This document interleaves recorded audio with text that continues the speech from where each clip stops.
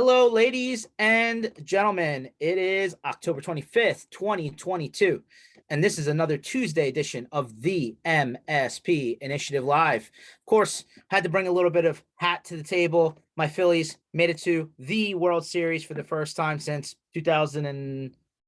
I think it was the last time we were in the World Series, and the Yankees just, we won in 08, we made it back in 09. And that's the last time we've seen the playoffs. So had to bring a little bit of fun to the table there. So if you follow me on social, I'm a Philly sports fan through and through, but don't hold it against me. All right, some quick housekeeping, and then we'll get into the normal. So everything that we do is on mspinitiative.com. You'll find this session and every other session we've ever recorded under this sessions category. It's in podcast and video format, so that you should be able to get to that in whatever format you like. Big MSP Community Block Party, Wednesday night, November 9th in Orlando. If you're already in town for all the other conferences and events happening that week, perfect. You don't even have to be going to another event or conference. Come to the MSP Community Block Party. And we're flying in the All-American Rejects for a private concert just for you. I mean, I don't think you can actually go wrong. I mean, you don't have to pay to get in. So if you're an MSP, lots of stuff's going on here, lots of attractions. We did a whole venue buyout of half of Icon Park on International Drive, where they have the big Ferris wheel. And we are throwing the biggest party of all parties we've ever done. And, we have a few underneath our belt. So definitely come by. It's going to go from 9 to 2. So for you late nighters, we have the bar open for you. Come on by. Got to register at MSP. Click on register your ticket, put your information in. You get a QR code, save it to your Apple Wallet or Android, whatever. Good to go. So definitely register ahead of time so that you don't have to stand in line when you get there. We just also finished our second to last Channel Strong tour on the West Coast last week. Going to put out some love for them. Hosted us in Vegas and Phoenix and San Diego and Irvine. I know these guys kind of go out of their way to kind of help us, borrow their parking lot and, kind of make the community come together in, their backyard. So there's one more tour left. We're bringing the bus out and we're hitting Fort Lauderdale, Tampa, Orlando, and Atlanta a couple weeks after, the beginning of November festivities, right? So it'll be just at the tail end of November, first couple of days of December. Again, coming to your backyard. If you're in those areas, and we know that some people are still kind of, taking water out of their houses from all the natural disasters and stuff that happened in Florida. So totally understand if you're still in the middle of that, but we're coming to you in about a month. So would love to see you guys out on the road. So those are all of my announcements. I'll take my hat off there. Go Phils. Special guest today, Darren from Immybot. And Darren, I usually like to do this for anyone that hasn't been on before. Would love to understand your history down IT lane. How did you get into the industry? How's your journey up until now? Would love to understand that. Sure, man.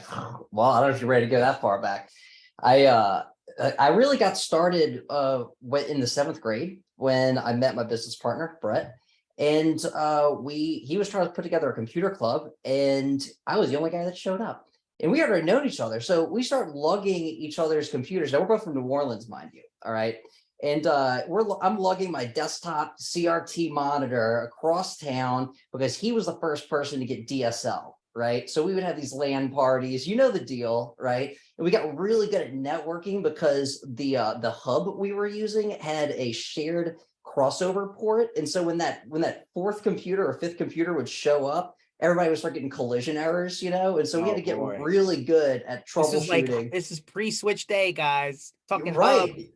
This is back when, this is not Xbox Online, right? You're legit using non-TCP. You're using IPX, SPX with Counter-Strike and all this nonsense. So that's really where we got our start. So, if you look at immense.net, right? So we wanted a company that was big, huge, giant, enormous. So we decided immense, that's got a good ring to it. So here we are at this point, 8th graders registered that and said, yeah, immense networks, that's great. And then let's fast forward. What happens in 2005 in New Orleans? Well, here we are studying computer science and computer engineering at LSU, and Katrina comes by. We're inundated with all of our parents. There's 19 of us in the apartment. But the one good thing that came of it was we started getting phone calls to start imaging computers for all this hardware replacement. This grant money starts rolling in. And so here we are, like fresh, wet behind the ears, trying to learn VB script, because this is, predates PowerShell, and we're learning group policy and all of this to try to get the, at that point it was like ESX 3.5, and we're getting like Windows Server 2003 R2 installed. We've never even set up a domain before. Like, we're just like figuring it all out, right? Kieran's boot CD, the whole nine. And so we get it all working, and we started doing a bunch of schools around New Orleans, and we got really good at doing like these like highly curated automations, right, with scripts and all of that. And then the next big inflection point, we graduate college, we start immense networks, we start building our business. And then we join HCG peer groups. Here we are thinking we're know-it-alls, and like our problems are totally unique, and what peer group would possibly understand what we're going through, right? And then we join that, and they're like, oh, you guys are not managed service providers because you're billing by the hour. We're like, shut up, it's block hour, not the same. So we decide 2015 we're gonna change our business model to do proper managed services. And we're here watching Paul Dipple show us what the profitability is going to look like when you do that, right? And we're like, yeah, let's do it. So 2016, we got everything lined up. We're going to use ConnectWise Automate to deploy the software. We're going to include the kitchen sink in the agreement, because we're going to go and we're going to hit up all of our customers, and we're going to say, hey, look, we might have been charging you $500 a month before. Now we're charging you $1,500 a month, metered on how many computers and users you have. But we're going to throw in Office 365, Foxit Phantom PDF, the full-blown version. We're going to replace your firewall, which means we've got to push out Florida client to all your machines. And a whole slew of other pieces of software, Mimecast, Outlook add-in, all that needed to be delivered. Well, I sit down with ConnectWise Automate, I crack my knuckles, and I'm like, yeah, this can't be that hard, right? So I'm not a slouch. I sit there in ConnectWise Automate, and I'm like, this is the best we've got right here. The scripting language that's not even a language, right? That takes 5 minutes to load the debugger, where the only sane conditional logic you can get is to write SQL into a step in the script. Like, how could anybody write quality code when it's as slow as it possibly is? And so I'm like, okay, certainly there are better tools out there for this. Let's go and check out N-Central. And then you find out that, well, N-Central is great at doing the things that it says it does, and it's a very tight box. And then I ended up, after telling off, I think it was Adam Slutskin at ConnectWise, I am never coming back to ConnectWise Automate. I come crawling back, eating crow, because I'm like, oh my God, like, at least I can make it do what I want it to do, right? But I'm still not happy about it. Then the real kicker was in 2016 when we go to Automation Nation. And here I am at the bar with all the guys talking about, yeah, I wrote my Office 365 install script, and I probably, man, I got at least 40 hours in it. And then it's, well, I got one that'll remove the access runtime that's incompatible. And I got like 60 hours in mine, and mine will reference EDF. And the next guy is like, oh, mine will do the 32 to 64-bit conversion if you set this flag. And I'm like, oh my God, guys, like, are we all writing literally the same exact scripts? What a waste of time. What a massive collective waste of time, right? This needs to be better. And if you step back, you got to realize that all the big tools out there were developed like 20 years ago. And that was before Facebook released things like Redis. The term at scale wasn't even invented. Cloud security. What? Oh, we don't need that, right? No, we're gonna write things in Visual Basic or Java or like and use SOAP, like get out of here.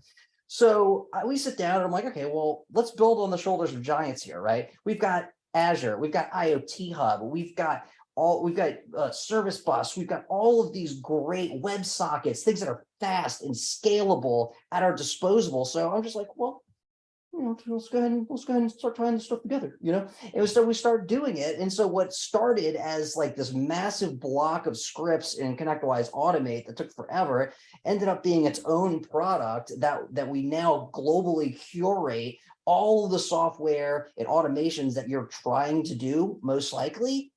for you. So now you don't have to go and hire the guys to figure all that stuff out. It's just there, right? And we curate it daily. So that's like that's what it is. But that's the story. That's how I got from 7th grade playing Counter-Strike to Immybot with 300 plus MSP partners today. Wow. So number one, I feel like a lot of your journey. Okay. I'm going to be I hope honest. so. I think 'Cause like I a lot of started this. real early too. Not quite. Yeah. Like, not too far off from 7th grade on your part, but on the other side, right? Like, I feel you on everybody was trying to write the same stuff, a lot of time investment. I'm going to be honest with you. I still run into a lot of people today that just don't have the competency internally to spend the time to do it, right? So Right. like still running on the shell, right? Whatever came with it, right? And like obviously some of the shinier ones are the ones that vendors gave you, right? Oh, here's a plugin, it just runs, run with it, and that's cool. But like obviously things change very often in IT land, and there's a lot of line of business apps that you run into where the end customers are doing something that isn't off the shelf, right? Right. And yeah, I mean, I know at one point there was the concept of like, hey, you'd be able to like share in some sort of like market, kind of group place type Yeah. thing, but I don't think that ever kind of happened. And then Well, here's right. And well, here's the problem. Okay, I could go on for days about it. Let me tell you the problem with that. yeah, The yeah. problem is fractionalization. It's like, all right, I'm sort of holy war here. It's like Android. All right, Android is a mess because of all the different types of hardware it's got to support and all the different ports of the OS. And oh, we're only going to backport fixes for so long. And maybe it's gotten better. I don't know. I'm an iOS guy. All right. And I like it because when they release it, you know exactly what hardware it's going to be on. The UI is consistent. You don't have Verizon's messaging app on top of Samsung's, on top of the vanilla Android one. I hate it.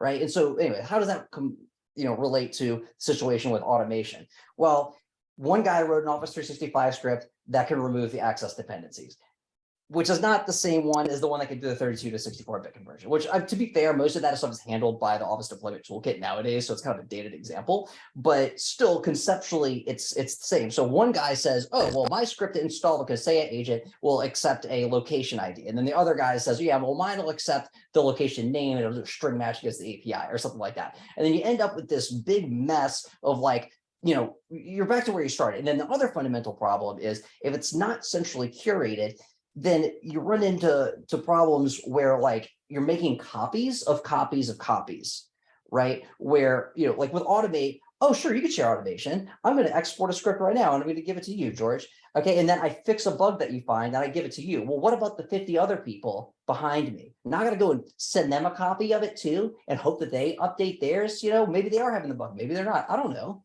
Right. So it needs to be a central point that everybody references, right? So that way, as soon as an update is made, it's available to everyone instead of like trying to do like what OneDrive does, is like synchronize all your files across, you know what I mean? Like we all know that this is anyway. So like, is it, let me zoom back for a second. So, all right, I'm an IT department. I'm a managed services company. I'm somebody that's managing a lot of, machines, users, what have you. A lot of stuff changes, right? Nothing stays the same, right? Like in the same week, 5 changes could happen, right? To a software package. So that's the first concern. The second concern is like, is it like a crowdsource style thing where like people are submitting their changes to the central place, or no, how does the whole Immybot solution work? So we make all the changes. Now, here's what we've done. We're still a very small shop, right? We've got only 4 full-time developers that are building Immybot. But you may notice if you're in the Immybot channel, there are guys like Dimitri and Gav that if somebody points out a bug in a script, they have the ability to do that. Okay, well, here's what we've done. Those guys, we consider those guys contributors. We work out an agreement with them. We background check them for our SOC 2 compliance, the whole 9. And then we say, okay, we'll give you access to the global repo. So as people find these bugs or they want to add a new parameter to put the desktop icon out there or whatever it is, they'll go in, they'll tweak it, they'll add new versions of software, they'll do those things. So that's how it's done. And we're adding more people, but it's, I want to vet everybody to make sure that the scripts are like really good. Well, I don't want cruft getting put into the global database. I mean, given how even the mobile app stores have malicious actors in there, I mean, that's probably a good idea. Yeah. For sure. So I'm just gonna share. I'm just gonna do something simple. I'm gonna share your website real quick and let's Cool. just make sense of this. All right. So All right. of course everybody always goes to this page first. All right. Mm-hmm. So small shop, medium shop, big shop. How does this work?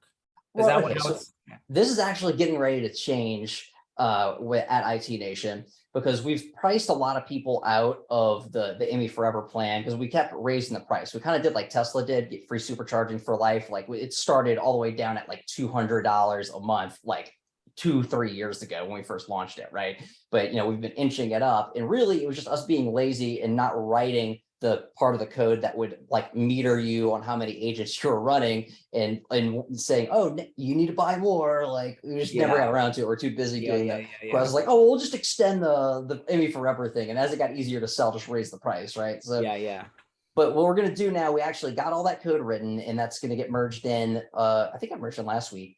And then this is going to be redesigned, and we're not going to really do a per feature sort of thing. There will be the low cost Emmy workbench, which is primarily there just to set up new computers. But instead of there being this Emmy Forever thing, that's going to be gone. And then the Emmy deploy will allow you to both set up new computers and enforce those same policies on existing machines that you may import from your RMM. Cool. So in like a few weeks time, right? November 9th, after you're done at the MSP Community Block Party, you're going to go to Immybot's website and there's going to be a whole new pricing. A whole new pricing. Yes. So that's good. So like, I noticed right on the main page, it said Immybot versus Intune. Well, I mean, obviously a lot of that's coming out, right? People are adopting, modern workplace, all that jazz. Why Immybot versus Intune? All right, 3 reasons. One, first of all, you have to license Intune for your customers, right? Which you might say, oh, well, Microsoft 4-star hand, everybody's running M365 Business Premium now, which comes with Intune. Okay, you got me, fine. All right. The second major problem is that Intune is slow. You want something done right now on Intune? It's kind of like how group policy sort of like eventually gets things done, but there's not like a whole lot of accountability there. It's like, I'm going to set this policy and it'll propagate eventually. Maybe you could do a GP update for us, but that's not really, neither one of those are really a compelling reason. The real reason is because Intune is an empty canvas for every one of your customers. That's the real problem. Okay. So if you sit back and you say, all right, okay, I deploy SentinelOne to all of my customers. Let me go ahead and get that loaded up into Intune. All right, let me go log into SentinelOne, download customer A's agent and their registration token. Then let me go over here and upload it to Intune, and let me put that in there. All right, customer B, customer C, you do that. Okay, all right, you say, oh, I could do that. That's a one-time deal. Oh, is it really? Because guess what? Next month, there's going to be SentinelOne version 22. Now you got to go upload that MSL. Oh, okay, well, here we go again. No. Well, I'll just script it. Okay, please. All right, let me tell you what we do. When you go into Immybot, you plug in your SentinelOne API key. We reach out to your SentinelOne instance. We figure out what the latest available version is. Then go ask the machine, what version do you have, if any? Oh, you don't have one? Okay, cool. The problem, we'll just install this latest one, and we just install it. And the great part about that is some people, so because SentinelOne still has like individual instances, right? So you might have one guy on SentinelOne, version 21, while another guy's on 22, just like with Control or Automate or anything else. So you need to get the agent whose version matches your server. So because I'm using your API, it's just going to give me the right version. Intune's not going to do that for you, right? And then on top of that, we do really crazy stuff. Like, how about delivering what your customers are paying you for? Right? You charge for SentinelOne or Huntress or whatever on your ConnectWise Manage agreement or your Halo PSA agreement. We link to that and we say, oh, well, customer A is on my security plan, which has SentinelOne on it. So therefore, all of their computers should have SentinelOne, right? So now your sales guy or you goes out, sells it to your customer, boom, mark it in your PSA. Next time maintenance runs on the machine, it just gets deployed as part of the thing. And next time you set up a new computer, your tech doesn't forget to install it. Oh, wait, I didn't know they were on that new plan yet. Guess what? They didn't have to think about it. That's slick. So what it sounds to me is 2 things are happening, right? One, the time burn of rolling out new users and new machines for new users dramatically reduced, which I know a lot of MSPs just charge additionally for that just to cover more time. The reality is that it's just time intensive, right? One level or another. So that tries to tackle that like kind of big block that everybody has to deal with no matter what. And then this whole set it and forget it. I mean, I've heard that term 1,000 times. We know Of course. it's never that way. But what it does do is it allows you to keep people in compliance with whatever they're supposed to be getting, right? So you basically say, here's my standard across all my customers, and then I guess you have the ability to tweak individual customers after that standard is met, right? Right. It really works a lot like group policy conceptually, where you could have a domain-wide policy that's sort of like your catch-all. But if certain computers or people are in different OUs, well, the policy is closer to that OU. If there's one that says like your domain controller OU has a shorter screensaver timeout, right? Well, that's going to apply because that group policy is closer to the machine. Same way with Immybot. We've got 3 layers. You've got cross-tenant, single-tenant, and individual policies. So individual, the more specific, those are going to take precedence over your single tenant, which take precedence over your cross tenant. So you set you start wide, right? I think in general, everyone's going to get Edge, and we want to keep that up to date, and everyone's going to get Adobe Reader. But then like, oh, well, this customer is Acrobat. Okay, well, that's fine. Just make a deployment for that tenant, or maybe even a group of individuals under that tenant. It's very people focused because people use software. Computers don't use software, people do. And we say, yeah, these people get Acrobat, and we create a rule that says, and Reader should be uninstalled. So the next time it runs for those individuals, boom, removes Reader, installs Acrobat instead. So maybe I'm going to ask a very simple question, but it's worth asking. Is like, I assume there's some sort of agent or some sort of installer that has to make it on the machine. How do you use your normal RMM to deliver that initial agent, or what's the preferred way to get that machine connected back to whatever your platform is? Sure. All right. So this is a great question. And I take pride in how we ended up doing this, because what I hate more than anything is when I go and sign up for a new product and they're like, okay, now in order to use our product, just deploy our agent across your entire client base. Okay, great. What if I hate your product? Now I gotta go to rip your client out from my entire client base. Like, that sucks, right? Well, I was intimately familiar with how automate and control work. So I was like, well, why not just like, they can run scripts on the computers. Why not use their agent? Right? So you sign up for a trial, you link up your automate or your control or both, and then we just start sending commands over that. Now it's slightly trickier because we ended up blowing up people's databases when we did that because of how fast we were sending commands, right? And it was just, I mean, oh my God. So what we actually do is we put a single exe that is not persistent into program data, and that establishes a direct out-of-band WebSocket to our backend, which increases performance like just, it's great. Like our literal round trip time to execute PowerShell is 97 milliseconds. Do you know what the average round trip time to execute PowerShell and Data RMM is? 297 seconds. That's called a quick job. Yeah. Wow. And that's where everybody's going, that and Ninja, right? So anyway, so now we got this direct WebSocket back, and then as soon as it idles out and it's done doing what it's got to do, it just closes that WebSocket, and then we just use your RMM to rerun it with a new session ID whenever we need to get that connection. So you do the trial. Oh, I hate it. This thing's stupid. All right, well, that's fine. You'll be back, but okay. And then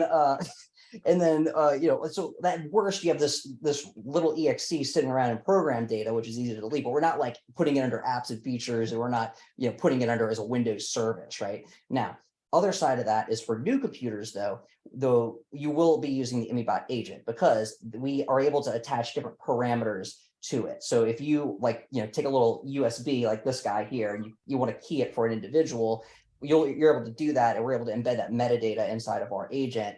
And then when they go to do it, but we don't have the ability to necessarily attach metadata to other people's installers. So, that's for new computer setups, you will get our agent, and then our agent installs the other agents. Okay, so let me just go down this road. Sure. We said earlier that a lot of the MSPs just did not have either the time or the in-house knowledge to do all the coding and scripting. Like, what level of tech do I need in order to actually use this platform? I mean, I love working with just your bench guy. It's frustrating sometimes working with the PowerShell dudes because they ask a million questions, and then I nerd out with them, and before you know it, all we've done is talk about nuances of how I implemented this PowerShell scripting thing, and they're not using the product. So I'll end up rescheduling with whoever their bench dude is, and I'll just get that guy going. And so now I just tell them, hey guys, I can nerd out about this all day. I really could, but get me on the phone with the guy who's going to be using it. And then let me turn him into a rock star. Your boss is going to see that, say, grade A product, it's bringing value, let's do it. And let's schedule another call and we can nerd out some more. Cool. So literally the guy that's doing workstation imaging or like just the, password reset guy. He can Yes. handle this platform. Yes. Or she. Well, here's the thing. You get the guys who are at the top and they don't necessarily know the day to day. The guy who's working your bench, he remembered, oh shit, I forgot to install this for this one guy. And you know how they say the best way to get the right answer is to show someone the wrong one? What I tell people to do is just inject Immybot into your process day one. Tell your bench guy, hey, for now and forever, unbox the machine, plug this thing in. This is just how you're going to do it. Log into Immy. It's going to ask you for two things, the customer and then the person, right? With those two pieces of information, we're able to figure out pretty much everything else. From the person, we know what Office 365 licenses they have. From the customer, we know what types of agreements they have and what products we should be installing as part of our stack. And then we can resolve any other customer specific stuff, right? So that's all you need to do. And then what happens is the session starts running and it's like, here are all the items that we're getting ready to install. And the guy goes, whoa, they're not supposed to have a reader. Okay, yeah, cool. Here, let me show you how you override it for them, right? Oh, okay. Oh, wait. They also need this thing. Yeah, let me show you how to create a deployment to put 7-zip on the machine. Oh, okay. All right, so that's going to work for all the computers I'll set up for this customer in the future. Yeah. Oh, the computer name should be this. Let me show you how to do that. And after like the third time, he sort of gets it. And then now you're growing into the product organically, right? Because now the guy knows how to create the rules himself and boom. And now your scripting guy is like, okay, cool. It's paying for itself. Now I can go and have fun and do the really, advanced, nuanced stuff that he really wants to do. Wow. Listen, if the level 1 guy can figure out how to do that, golden. Let me go another. Is there any, is this all cloud-based or do you actually have to roll out a server somewhere? How does it work? It's all cloud-based. So it's all hosted in Azure. It is in our Azure subscription, like we host everything, like most SaaS apps. But at some point, I would love to be able to offer it, especially for people in countries that need that data autonomy, everything within their borders, right? I'd love to be able to offer it as part of like the Azure marketplace, like just, bring your own cloud sort of deal. We're not quite there yet, but I would love to be able to do that. Awesome. And then I'm sure the first thing that comes up after they figure out what it does and how it works is security, more security. Of course, right. And so the first thing out of the gate, which usually gets rid of half of them, is I'll share with you our SOC 2 letter, right? So we're type 1 now. We should be our type 2. We just finished submitting all the evidence. Should have that in about a month. So we'll have that report. So we'll give that to you. That's like half the people. And then you get the people who actually want the practical security. We've got a spot on our website talking about it, but I'll give you the high level gist, right? If you think about the types of ways that RMMs get compromised, it's generally, well, let's start with the easy ones. Oh, we didn't have MFA turned on this account, or this employee's account was left active. First of all, we force you to use SSO. You do not have a choice. If you want to get into Immybot, you have to log in with Azure AD. Some people get pissed. Well, we're a Google shop. I don't care. Go attach it to an Azure tenant. I'll even show you how to do the federation. It takes 20 minutes. All right. That's fine. So you have to do that, which means that only active Azure AD users are able to log in to your tenant. Fantastic. Okay. So that's like one major thing. Second major way people get the vulnerabilities come is, well, SQL injections, right? Well, we run everything through Entity Framework, which is an ORM that sanitizes all the inputs for us. We don't have to think about it. Right now, you might say, oh, well, we use parameterized queries and automate everywhere. You sure?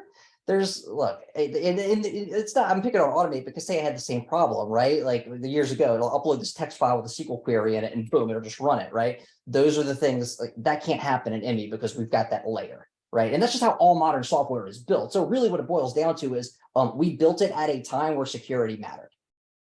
There's not much more I could say about it. And so there's some other nuances as to how we're doing things. Like we're really sensitive to like cross-tenant data leakage. Like a lot of SaaS apps will just put everybody in one giant database, right? And I'm like, that scares the shit out of me. I don't want that. No. Everybody gets their own database, their own Azure storage blob, their own everything, right? So that way, if there ever was a point where you're like, get rid of Immy, delete all my data. Okay, just delete that resource group. Like that's the end of it, right? So anyway, that's my tidbit on security. I'm happy to answer any more questions about that. No. Listen, I'll be honest with you. I didn't look at your website until like 5 minutes before we came on here. And I'm like, I've heard of Immybot, but I didn't even like go and dig into it yet.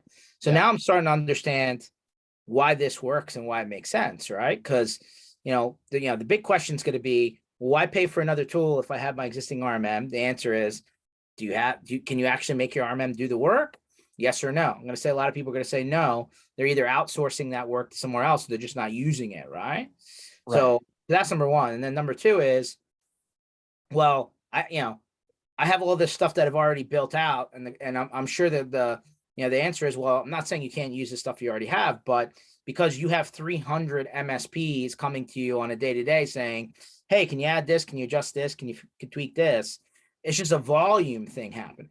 Yes, exactly. We get economies of scale. At some point, we have encountered every MSP tool there is. You name it, we've built an integration with it and we have it, right? And so now we're just filling in the gaps. It's like, okay, well, there's this random line of business software that only people in Australia use.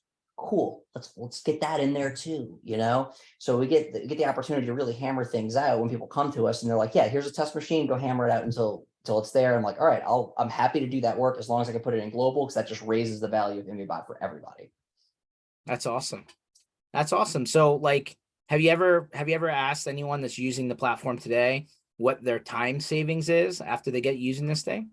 Oh man, I've got tons of like quotes. I mean, I can't like quantify it, but I mean, if when you watch it work, it's immediately evident. So, you go from on average, maybe 2 to 3 hours, depending on how complex the setup is, to, I mean, active technician time, 5 minutes. I mean, all he's doing is watching progress bars. Like that's literally it. He's just it, to me, really, it's more about the consistency of everything. I just human error. Like I'm a programmer, I want everything to be like dead nut. I don't want to trust that he remembered to uncheck the don't install this toolbar or like whatever spyware comes with the default Java installation, right? Like let's let a script do it. Fair enough. And then is there any, obviously there are different verticals that require like, hey, can you give me a report showing that the system did have what it needed to have on there? I could, like HIPAA comes to mind, right? It's like, Sure. hey, encryption was turned on. Okay, do you have a report showing me that it was turned on rather than you just saying that it Yes. was turned on? So that's So one of the, okay, all right. So holy night, you touched on something that's great. That's one of the main differentiators with IMMY is we check everything we do before and after we do it. One of the things I hated about Automate is, well, it's just a free-form scripting language, which means that, well, if you want to make sure something happened, like let's say you're trying to install software. All right, I found myself doing the same logic every time. It was, is the software already there? If so, what version? Okay, it's not there. I need to install it. Oh, it is there. I need to perform an upgrade task, which might be different than the install, depending on the software.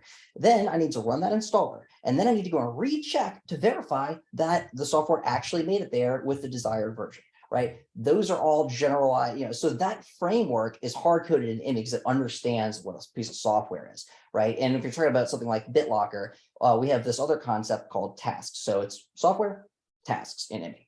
All right. There's the two things we can deploy. Tasks are a catch-all for anything that's not software. It's about as close as we'll let you get to just deploying a raw script. But the reason I don't let you do that is because I don't want to encourage fire and forget scripting, right? So what I mean by that is like, oh yeah, I'm just going to keep running the script against all these computers and just like, I think it'll get them all. All right, imagine this scenario. You have a customer whose line of business app needs to get updated and they say, okay, well, how many more machines need it? So here you are like perusing logs in your RMM, like hoping you could like make sense of like which computers have it and which ones don't. Well, within IMMY, we give you this dashboard that shows here's your list of computers, add columns for the software, right? And if we had any sort of error or we didn't detect it on the machine, it'll show up in red and you can drill into it and there it is, right? And we know that for sure because we checked it before and then again after to see if it was there. And there's a difference between it not being there and on the first time, and then like we tried to do something and then it didn't show up again, right? Which usually means maybe there was some scripting error, whatever. But at least we know. So you go to your customer and say, 90 of the machines have it. There's 10 left, and it's these guys. It looks like they're mostly the sales guys. They had their laptops offline when we tried to deploy it, and it's going to deploy as soon as they turn it back on. They're all in the pending connectivity state, which is way better than give me a couple of hours to run through these logs and I could give you a report, which is what I found myself doing. that's awesome. I mean, listen, that's yeah, like that helps in a lot of ways, right? Not just in the compliance stuff, just in the am I confident that I'm walking into a customer meeting and I know for sure we're doing what we're supposed to be doing, right? Like Right. that's when the rug always gets pulled out of you when your customer's like, I don't think you're doing what you're supposed to be doing. Look, Joe's computer doesn't have this, and this, and Susie's computer has an older version of this, and then like all of a sudden the proactive thing Dude, out the that was like literally the impetus for it. I had this one customer, love the guy, super anal. And when we sold him on MSP, he was like, all right. And then I got a phone call like a month later because he wanted that Fox of Phantom PDF on everybody's machine. Hey, I got a guy over here. He's still using Nitro. What's the deal? And I'm like, and you know, at this point, I'm still trying to like work it out and automate, right? And I'm like, there has to be a better way to do this. Like, I have to know before he does that this isn't there, right? I mean, it was, yeah, I feel it. It's a real problem. Yeah, 100%. I would love, got a bunch of people on the call. Guys, you know, we always love whoever's live on the call to kind of chime in. But I mean, listen, I started in IT land not too far after Darren, apparently. He started in like 7th grade. Was it 4th grade? 7th grade. Seventh grade. I started 9th grade, right? So All right. I know for a fact that when you survey a large group of IT service providers, MSPs, they'll tell you the average computer deployment time is like 4 hours per machine. Yeah. I would love to hear on the call what you guys are at now. Are you still at 4? Are you at 2? Are you at 1? Like, have you, I know some people have adopted, you know, Intune and tried to like set it, you know, put it over here, just let it run. And sure, it'll take time, but like, I'm not sitting there Well, watching. let's also preface this with if you are going to report like, oh, we've got it down to 30 minutes. How long did it take you and how many man hours do you have invested in all the scripting that when you get into Immybot, we'll realize it's done for you? Yeah. Right. Well, Because yeah, that's like, oh, we got to figure it out. Okay. All right. How long did you spend on it? Well, everybody comes to me and I'm the only guy that can maintain it. And like, and the script's a little out of date now. And like, you know. Yeah. And we were like 5 years of time investment into it, right? Yeah. Yeah. Yeah. 100%. So George, let me ask Darren a question here. Go, Do go, you open forum. do Go ahead. you run into issues where you've got like certain versions of machines on like different types of hardware will or will not, you know, I mean, you got one machine that, okay, these applications need to get loaded. However, you got this other piece of older hardware or something like that. Machines are still using them here, but they can't do it, or it's buggy or something like that. How do you handle that situation? We've Oh got my different God. hardware that's an issue. Well, we just go to the customer, say you got to buy new hardware. But I mean, that's, I mean, come on, that's right. Great Yeah, answer. I love that. Can I quote you on that the next time I talk to a customer? I mean, 10 year at 10, you know, if your customer's still using Windows XP on a 10-year-old computer, it's time, I think. Right. I mean, that's a reality. It's like at some point they will have paid you for 3 computers in your labor, right? So it's not really worth it. But what we'll end up doing is help you out, identify those outliers, right? You go to push BitLocker out to everybody, and all of a sudden you see half the machines don't have TPM. And we're going to go into the BIOS, and we're going to try to enable TPM for you, by the way, on HPs and Dells and what have you. And sometimes we can't because there is no TPM, right? And so then they can't get Windows 11. And so you see that, and you give that report to your customer, and you say, look, I'm sorry, but your tech debt is just too big. Like, you got to, you know, come on, it's time. You got your money's worth out of this machine. Do you leverage and work with vPro technology at all? I do not, man. I tried for a little while, but it just seemed clunky, and like you still needed something like local, because vPro, you know, you turn the machine off. Well, you have no OS to like proxy the data from vPro back out to, and maybe that's a solved problem. When I was looking at it, it just was like, it wasn't necessarily worth it. But I know that there's other software out there that like could, but no, I don't. If that's that's where we're at. Are you using a lot of vPro, Brent? You know, I bought into the technology from a standpoint of there's all kinds of errors and stuff like that that we run into because machines are turned off. Sure. You know, there's all kinds of wonderful marketing information about how much more secure it is and stuff like that. However, for me, it's just in general, we go through and just want to be able to turn a machine on. And for the machines that don't have it, we have plugs in there and have the BIOS set up on power failure, turn the machine on. So that way we can go through, we can turn a machine on, get something done that we need to do, you know, because inevitably the machine that's turned off is the largest whiner in the company. And so if you don't catch their machine, you're in trouble the next morning. Right. So here's what we did do. All right. We have a Wake on LAN deployment and configuration script. And what's different about ours than most of the other ones, most of the ones you find out there are like, oh, we're going to enable Wake on LAN inside of Windows. Great. If you don't do it in the BIOS, it's not going to do it. Right. So what we did is we implemented it in such a way that it figures out if it's a Dell, HP, or Lenovo, it'll reach in using the appropriate PowerShell module to tweak that wake on LAN setting, both in the BIOS as well as inside of Windows and on the network adapter. So when you enable wake on LAN using IMMY, it's enabled. Nice. That's slick. So you're like, nope, I'm covering everything. I'm gonna check all the boxes. As like Dell, HP, Lenovo, it's probably like, I don't know, 70% of the machines out there. I'm sure there's other ones, right? But Sure. yeah. What about since we're on the topic of BIOS, unless Brent, you have anything else? Mhm. What about keeping BIOS and firmware and stuff up to date? Yeah, we do all that out of the box. So here's what will happen is when you run IMMY on the machine, we have what we call dynamic deployments, which will figure out, okay, is this a Dell, HP, Lenovo? So we have a deployment that says all HP machines should have the HP image utility installed.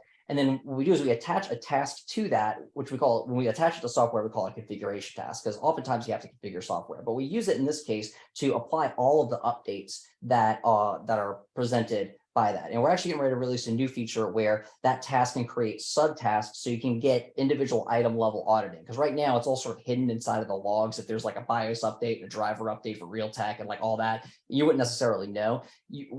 People want to be able to report to say like, oh yeah, I got everybody on the latest BIOS, so you don't have that vulnerability in vPro anymore, right? And so anyway, so that's coming out hopefully in the next couple of weeks. I don't know if it's going to make it for IT Nation or not, but that'll allow you to get super granular in your reporting. So, but yeah, the short answer is, yeah, we do it for Dells, HPs, and Lenovo's. It will apply the latest BIOS, and I've got videos of it where it's like you're watching the machine, and then all of a sudden, boop, applying BIOS update, and then just like comes back into Windows and continues down the session inside of IMMY. It's amazing how, like, you'd be surprised how often there are updates, right? Like they may like just sometimes it's multiple times in a month, right? They're like, oh, sorry, had to put another one out. And you're like, wow. Right. And I think people like maybe don't do that as often as they should. And it just, comes back and bites you somewhere down the line. Yeah. 100%. Who can I pick on? We already heard from Brent. Matthew Fox, he loves it. I need to highlight your messages on my Slack app, so I know when sometimes I miss him, buddy. How you doing today? See that? I always catch him eating a sandwich. Mm-hmm. Yeah, that's okay. He'll pop up for air. That or the bio break, George. Yeah, well, that's necessary. That's my weakness. Let's be honest. It's like, you gotta go.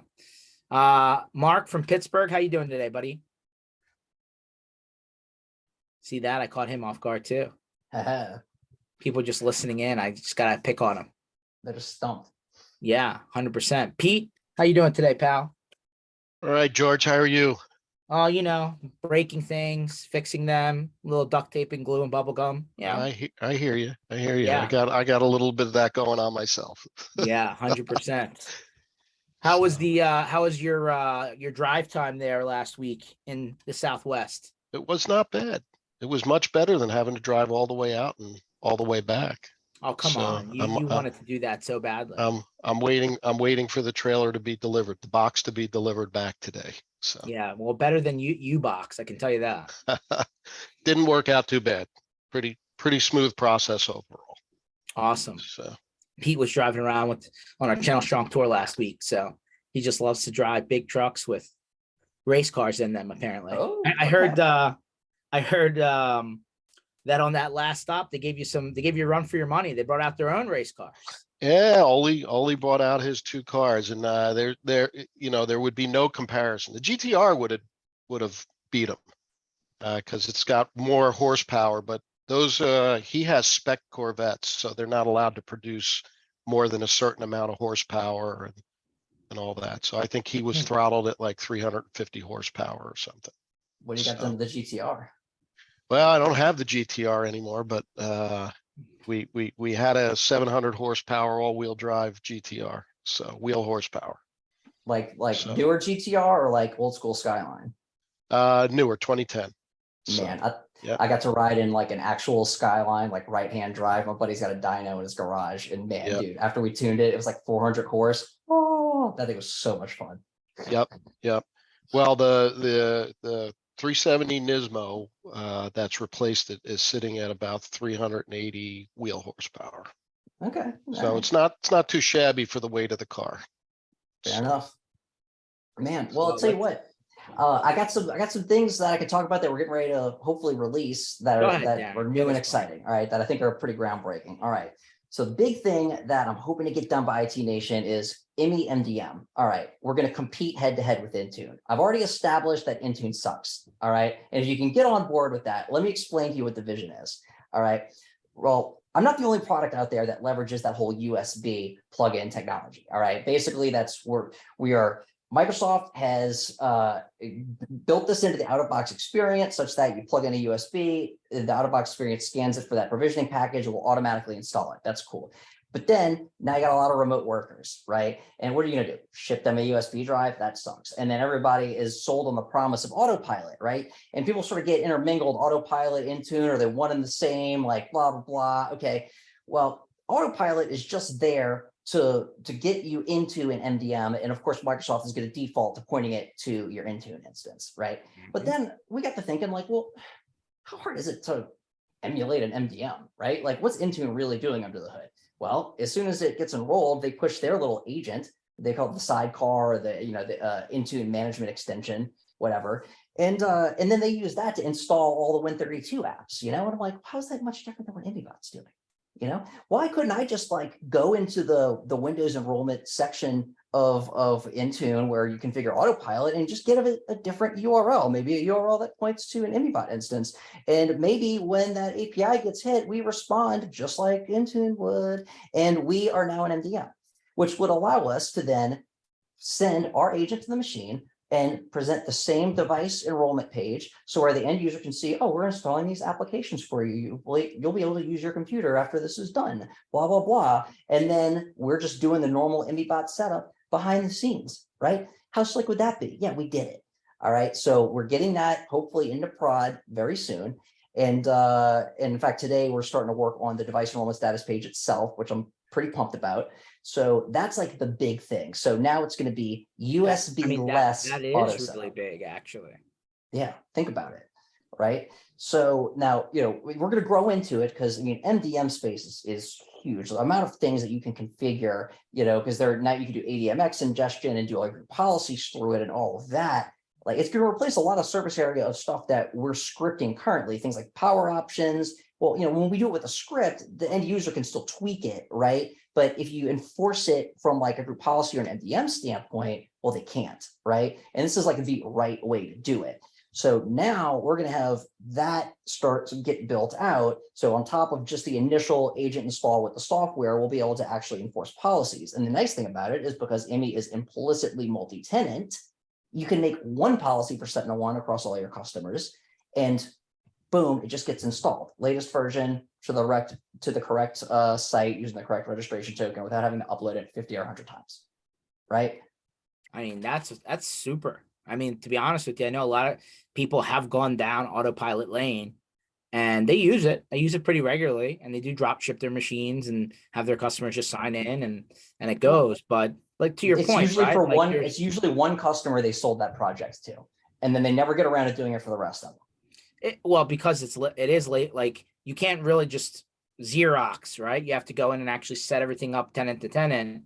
I know there's other products out there that try and make 365 quasi multi-tenant, but even still, right? Like it's not, Yeah, set up and go, right? You're still held up by the implicit tenant boundary that Microsoft enforces, right? There's no such thing as a cross-tenant configuration policy, right? The best they'll give you is like recommendations that you can enforce, but it's not the same. So yeah, I think this is going to be a pretty big deal. And then, beyond that, we're hoping to release, this is not going to make it into IT Nation. I was really hoping it would, but we acquired a remote access tool. It was an open source one that this guy, Jared had released on GitHub and on our MSP a few years ago. Beautiful code. So we're going to be integrating that soon. Trademark. I actually did get it like almost all the way done. I remember when that guy posted that. Yeah, I immediately downloaded it and was like, yeah, I want this. But I worked with him, we acquired it. He still helps like contribute to it and stuff. So it's really awesome. I'm hoping to get him on the team. But yeah, I'm trying to get that all worked in. So that's going to be core Immybot built in. I don't want it to be like an add-on that's like haphazardly integrated, right? Like that was my main goal. So what we're doing is we're abstracting all the remotely code into its own like NuGet libraries that the official remotely server, the standalone thing will reference and Immybot will reference. So that way it's core to the product and not like some obvious bolted on like haphazard whatever. Okay, that I know. I mean, listen, there's a lot of remote access tools out there, but we can all agree they're not all created equal.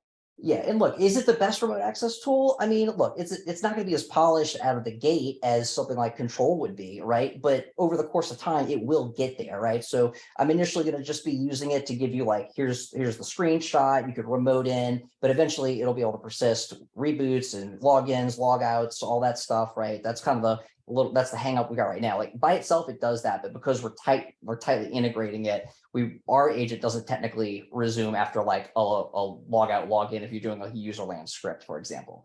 So in his, you need that because it's got to like show you the login screens. You got to switch to that session, and you know, there's a lot of little nuances to it. But anyway, we're getting there. That's cool. I mean, these are pretty nice little things. I mean, actually not so little. I mean, it almost feels like you're kind of building, 3.0 RMM. Okay. No, I'm just here to set up new computers, buddy. I'm just here to set up new computers. Don't worry about me. Okay. All right. Okay. I mean, listen, you integrate to all the big boys. So, I mean, I just took a peek at your integration page. All the big guys, you can tie into, it looks like. So, yeah, you have an investment there, no problem, right? Just connect the dots and, Immybot away. I'm here to enhance your investment in those tools. I got it. I got it. That's all I'm here to do. That's cool, man. No, I'm glad I actually like downloaded it directly from the man, because sounds like you fixed a lot of the kind of legacy problems with, scaling multiple locations, multiple customers, multiple, tenants, if you would. And frankly, we the dream, right? The dream from day zero was, hey, do more, less people, automate, that way you can be more profitable and you can like 400, 500 machines to each tech. And I mean, that really for most people didn't come true. Because the next generation automation tool can't be pitched as an automation tool. It has to be pitched as a curated, like constantly updated repository, right? And that's primarily it. Now, when you get into Emmy, if you're a scripting guy, you're going to go bonkers. We've got full-blown IntelliSense in our PowerShell editor. We can run, I'm not even going to get into it, right? It is crazy, crazy powerful, which is what allows us to do all this stuff. And you've got a plethora of scripts to reference. Like, how did they do that offline domain join? Oh, crap, they could just invoke commands straight onto a domain controller? Wow, like, that's the kind of stuff that it can do under the hood. But the reality is, it's going to pay for itself way before you ever even get to that point, because of all the stuff that you thought you were going to have to write yourself, right? So while these guys are out here selling you boxes of Legos, I'm out here selling you a fully working car that you could add whatever features to that you want, and I'm constantly updating. I mean, case in point, right? Like you can go all the way back to the original Kaseya, right? Pre all the VC stuff that happened, right? It was a shell that you had to feed, right? Like out of the box, it didn't do anything. So like, I know a lot of people that have years and years and years of, you want to call it tech debt, fine, just building scripts. And then like, of course, to your point, one MSP to the next, I mean, it's like, could be night and day, right? They just don't have the time investment. And then like down somewhere in that path, like they're like, oh, then like it only went like up to here. You know what I mean? So yeah. That's the thing, so let's try to focus on the stuff that matters for our customers. Let's not get stuck in the nuance of just trying to get the baseline working, like let's focus on having these intentional conversations about security or moving them to the cloud or picking out a cloud native app that's going to revolutionize their business so their techs can enter time and invoice remotely, on the road. Like those are the things that we need to be focused on, not, hey, did we remember to install antivirus on that last guy's computer? But yet somehow that's where we are in 2022. Well, I think this is definitely worthwhile. You may, I would say if somebody wanted to trial it before you come out with your new pricing, I assume there's an option. But I would say November 9th is only a couple weeks from now. So we'll find out whatever the new pricing structure is. But it sounds like you're definitely gonna, I'm just gonna not put words in your mouth, but it sounds like when we came on here, you're like, hey, we kind of priced out the smaller guy. Hopefully you Yep. go back and kind of help those guys on the come up, right? So We are, yes. so I'm So it's a lot more I'm granular. It's agent count based, right? So it's it'll scale with you, and we're not dicks about it. We don't have VC backed anything. We're just a couple of guys. the headline that will live in infamy, I guess. Yeah, well, let's see how long they remain without VC, huh? Diamond hands, diamond hands. Wow. I don't have enough fingers and toes to tell you how many guys I've asked that question and they look me straight in the eye and says, we'll never do that. And now they're part of the K brand. Right. Yeah, exactly. Could have been under NDA when they told you that too, but yeah, I hear you. Right. Guys, I really appreciate everybody for coming today. Darren, yeah, awesome, right? Like I told Thank Darren you. like 2 minutes before we came on, I was like, it's like a bar room conversation, right? Like whatever you talk to at the bar, you're good to go. Man, he's pretty stocked with what he talks about at the bar. He knows his product inside and out. So really appreciate you for jumping on. I think we're going to be seeing you down in Orlando, right? That's So right.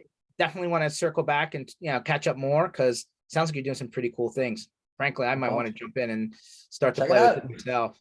For everyone else, this session was recorded, so you can rewind this thing and like figure out what he actually said and maybe go back and ask some more questions, because it sounds like he's good at answering those. Otherwise, hope to see you guys. Tuesdays, Thursdays, we're still doing these things for the end of the year. November, 1 o'clock Eastern time. Then November 9th, again, if you're down in Orlando, IT Nation, all the other events happening that week, second week in November 9th, that's the day. That's the big party. And then again, we'll be back in Florida and Georgia last week in November into December. Otherwise, MSPinitiative.com. Thanks for joining, everyone. Darren, catch up with you later. Have a nice day, guys. Bye.